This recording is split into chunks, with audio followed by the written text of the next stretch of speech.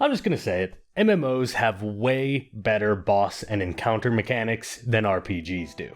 The golden rule that all top-tier MMO boss encounter mechanics use is a concept called counterplay. That means that none of the mechanics are things that cannot be responded to. Something that is fully passive is essentially no mechanic at all, it's just a number. To explain, let's use an example. Let's go over how stuns work in MMOs compared to how they usually work in TTRPGs. In games like Dungeons & Dragons, bosses will usually cast a spell or use some form of ability, and then the target of that ability will make a save, be it a reflex, fortitude, will save, whatever, and then they will either be stunned or they won't.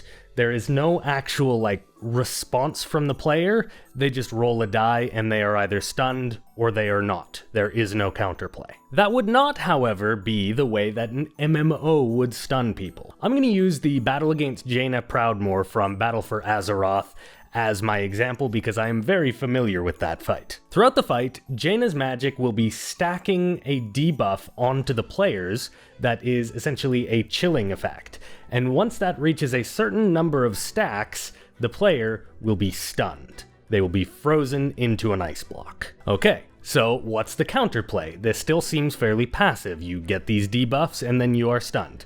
Well, there's actually a ton of counterplay. There's even 3 different types of counterplay. Number 1, and the easiest, you will automatically be getting this chilling debuff over time. It is unavoidable. However, there are many mechanics that give you extra debuffs if you screw up on them. So if you manage your character well and you avoid taking area of effect damage by positioning your character well, you're going to get less of this stacking debuff and you will be stunned less often. That is one component of the counterplay. Secondly, and most importantly, the fight offers players countless opportunities to bathe themselves in fire, which will deal damage to them. However, it will clear their debuff completely so that they will not be stunned. Part 3 of the counterplay is that if all else fails and you get frozen, your friends can just break the ice block. They can just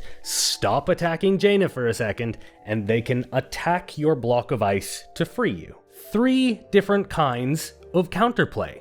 And actually, I didn't tell you, but there's actually a 4th, which is that you will be broken free of the ice block and clear all of your chilling debuffs if you like and subscribe. So we can see immediately that fighting a TTRPG boss is much less responsive than fighting an MMO boss. I also think that TTRPGs are way too focused on trying to make the bosses play by the same rules as the players. It might be good for your immersion, however, it doesn't have the same positive gameplay effect. It's not fun to play against. So instead of drawing your boss mechanics purely from your game's spellbook, I say throw the spellbook away unless there's 1 or 2 things you want to poach, but for the most part, you're better off giving the boss different versions of the mechanics and different versions of spells and custom-made things that have counterplay in them. Virtually everything that the boss does should have some way that you can respond to it, even if it's a fairly simple response. Counterplay in tabletop games is actually so rare that if you provide a small amount of counterplay, it will go a long way and your encounters will feel exceptionally well crafted. Here's an old boss I made for a Dark Heresy game I ran ages ago. The boss was this dude here, Skaroo, a Kroot shaper who had started a cannibalistic flesh cult in hopes of developing psychic powers within his people. The players burst into his chamber and find him with a few mind-controlled prisoners, as well as Skaroo's survivalist allies. The players may, at first, think that the obvious choice is to focus fire Skaroo, but each turn he takes a bite out of one of his allies, healing all of his wounds. Worse, his flesh magics allow him to explode the prisoners as though they were a grenade, and to transform wounded allies into rabid flesh abominations. The counterplay is about what you'd expect. Kill the survivalists first, keep the prisoners stunned, or at the very least keep them far away from you, and then kill Skaroo once he's left without any more flesh to shape. Your counterplay within a TTRPG boss fight is going to need to be extremely easy to identify. In an MMO, the raiders are expected usually to have looked into the boss fight and studied it a little bit before they actually try it for the first time. And they also have multiple attempts. You don't have that luxury in a tabletop role-playing game.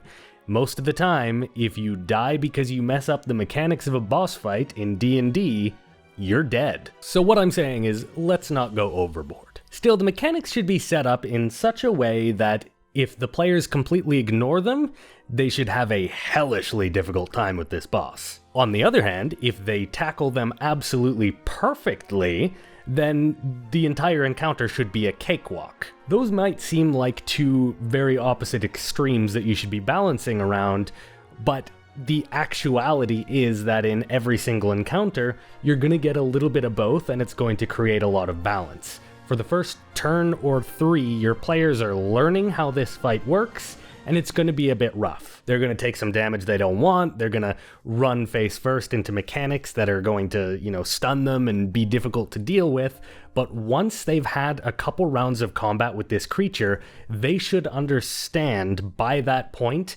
how to beat this thing, and then they can use those strategies to make a comeback. And prepare for way less of the boss's damage to come from just regular attacks. The boss can do things like static charge players, so that if they stand too close to their allies, then both of those two players get shocked. You can have minor NPCs show up or get summoned every turn that will either buff the boss or debuff the players, and the players have to, take a break from hitting the boss to take these things out in order to prevent themselves from taking any real damage from the boss's abilities. You can also have different modes as the boss fight goes on that will force the players to shift their behavior. Phase 1 of a boss fight might have that boss have an extremely hard armored shell, which the players will not be able to use physical damage against very easily.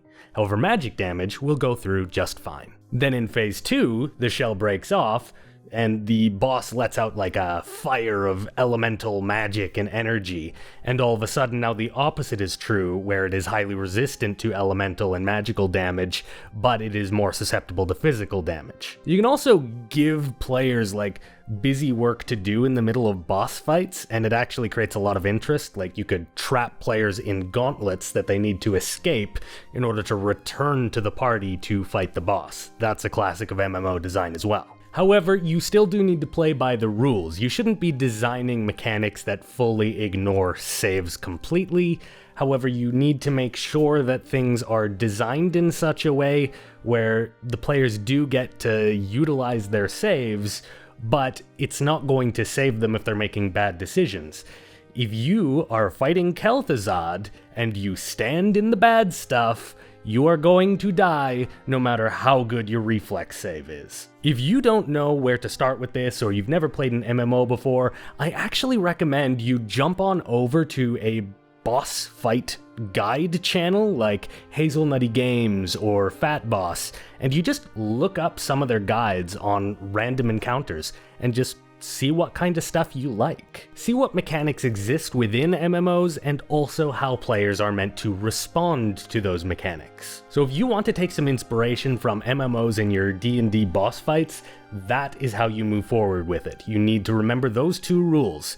Everything must have counterplay, and it also must be signaled clearly enough that the players can make educated decisions based off of the mechanics they are facing. But that is actually not the only thing we can learn from MMOs in our RPG games. And if you're interested in that topic, why not check out one of my older videos about what things we can learn from Final Fantasy XIV for our D&D games.